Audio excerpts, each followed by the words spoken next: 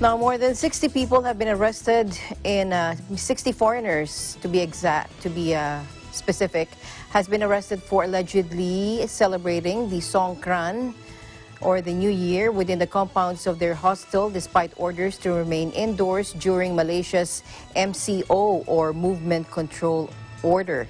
That and more from our EBC correspondent, Ruby Tinawin. Ruby? Yes, good afternoon. Good afternoon, Thailand Ruby. usually celebrates its traditional New Year or Songkran from April 13 to 15, when crowds pack the streets in a lively festival, spraying water guns in a free-for-all water fight.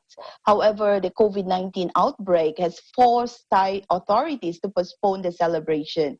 Now, here in Malaysia, the uncontrollable desire to celebrate Songkran during the movement control order period has landed a group of foreign workers in hot water. Sepang Police District Assistant Commander Wan Kamarul Azran said 62 people have been arrested for allegedly celebrating the water festival within the compounds of their hostel, despite orders to remain indoors during MCO. Two of those arrested confessed they recorded the celebration and uploaded it in Facebook. Copies of the video had gone viral on social media on Monday, with viewers condemning the act in the comment section. Police are continuing investigation to trace others who are believed to have participated in the party. Earlier on, the police said they had started investigation into the celebrations under Section 269 of the Penal Code for committing a negligent act likely to spread infection of any dangerous disease. The case is also investigated for inciting a community to commit an offense against another. Under Section 505C of the Penal Code, disobeying orders issued by authorized officers under Section 22B of the Prevention and Control of Infectious Diseases Act 1988, and improper use of network facilities under Section 233 of the Communications and Multimedia Act 1998. Meanwhile, Malaysia is embarking on a clinical study to evaluate the drug called tocilizumab for the treatment of severe cases of COVID-19, led by University Malaya Faculty of Medicine Dean, Professor Dr. Adiba Kamarul Zaman. The trial is underway at University Malaya Medical Center, together with 3 other public hospitals here, Sungai Buloh Hospital, Kuala Lumpur Hospital, and Tuanku Jafar Hospital in the state of Seremban. Tocilizumab, also known by its trade name Actemra, has been used for years in the treatment of rheumatoid arthritis, giant cell arteritis, and conditions involving excessive inflammation. In a statement, University Malaya said the study aims to compare the effectiveness of tocilizumab in comparison to high-dose, what they call corticosteroids in approximately 300 COVID-19 patients who developed severe cases of the disease. Dr. Adiba said a group of patients will be treated with either a high dose of corticosteroids or tocilizumab as soon as there are clinical and laboratory markers of deterioration. She reported that out of 8 severely ill patients who received the drug, they managed to prevent 6 from being ventilated, and they are now doing well. However, the treatment did not work in the other 2 patients because they were already very ill when the treatment was administered. As she said, this is a big deal considering the rate of deterioration of patients in China and in Italy. Dr. Adiba is an infectious disease specialist with extensive experience in leading prevention, treatment, and research on viruses such as HIV and Nipah. And she is also an adjunct associate professor at Yale University in the United States. Joining her in this study are clinicians from Yale University, Professor Dr. Rick Altis, Dr. Christina Price, and Dr. Maricar Malinis. Today, April 14, marks the end of the first 4 weeks that Malaysia has been under the movement control order. Although close to a month has gone by, since the introduction of rules to curb the spread of COVID-19. Health experts are divided on whether the country has seen the peak of the disease, which has resulted in 4,817 confirmed cases as at noon yesterday.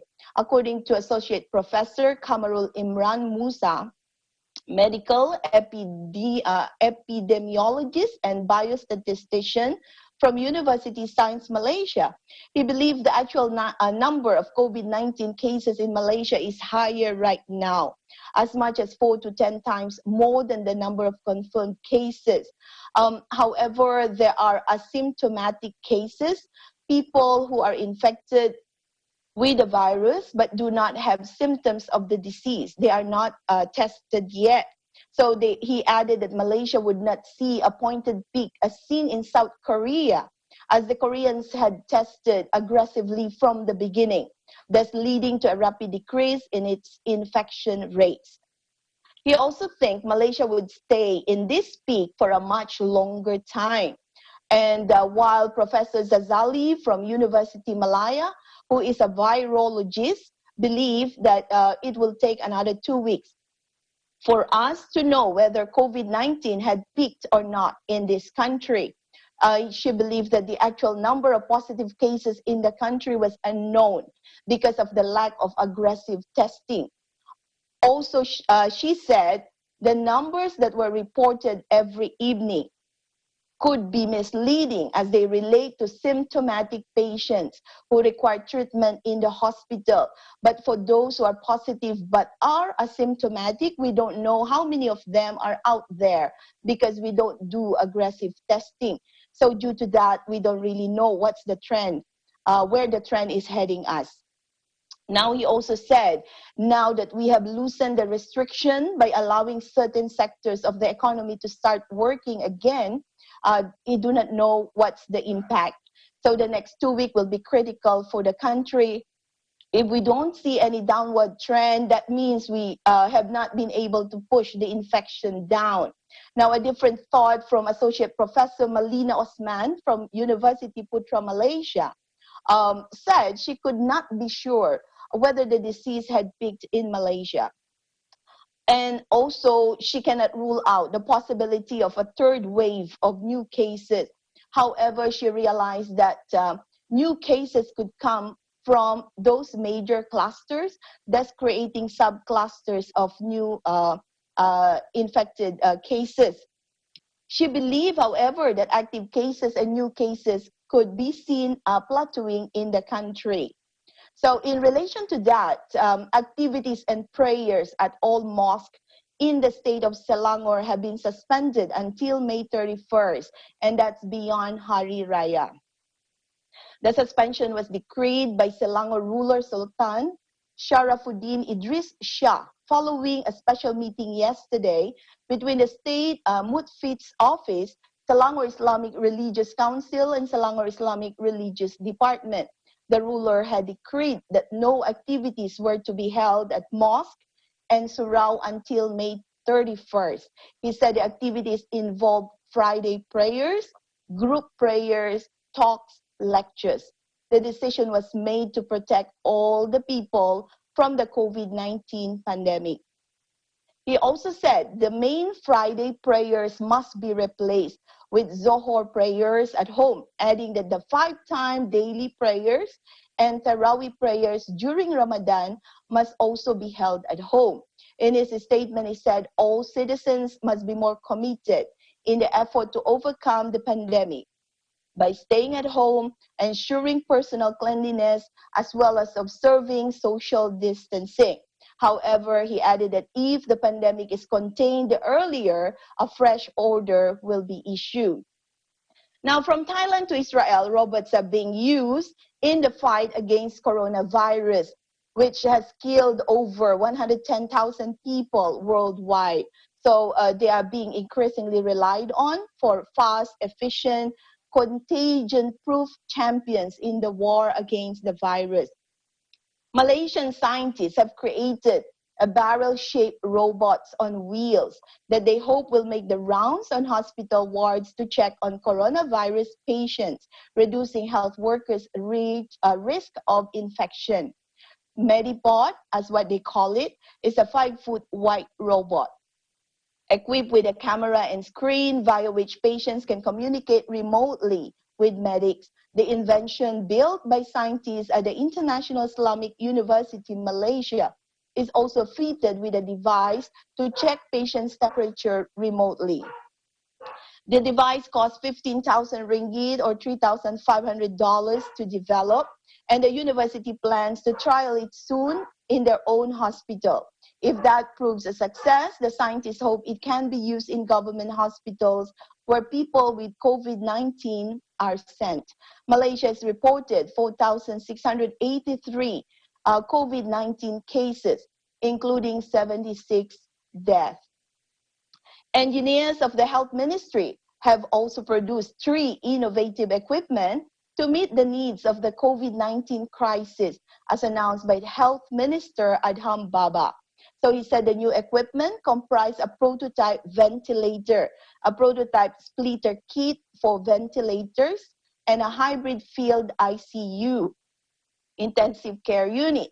The first prototype, which is the ventilator, was produced to meet the need for a low-cost ventilator using a minimal hardware to provide basic support for COVID-19 patients in case of infection level reach a critical level. The prototype splitter kit would be able to enable a ventilator to be used as breathing support for 2 patients while ensuring no cross-infection. And the hybrid field ICU was to meet the need for a cost-effective and easy-to-build ICU and isolation ward. The unit can house 10 beds. It measured 20.88 meter long and 6.5 meter wide with 3 meter high ceilings. Based on the concept of an emergency situation and a field hospital ICU, it is complete with a dining room, linen room, nurse station, patient area, toilet, doffing room, shower, consumables room, and a dirty room as well. The prototype was produced in collaboration with University Technology Malaysia and with the cooperation of the Malaysian Armed Forces. So Adham said the prototype would undergo a full test so that it could function to support as a basic respiratory aid for COVID-19 patients. Alma? All right. Thank you very much for that very comprehensive report, Ruby. Keep the updates coming. Thank you for your time. Yes, this is Ruby Tinawin from EBC Malaysia Bureau. We live in interesting times.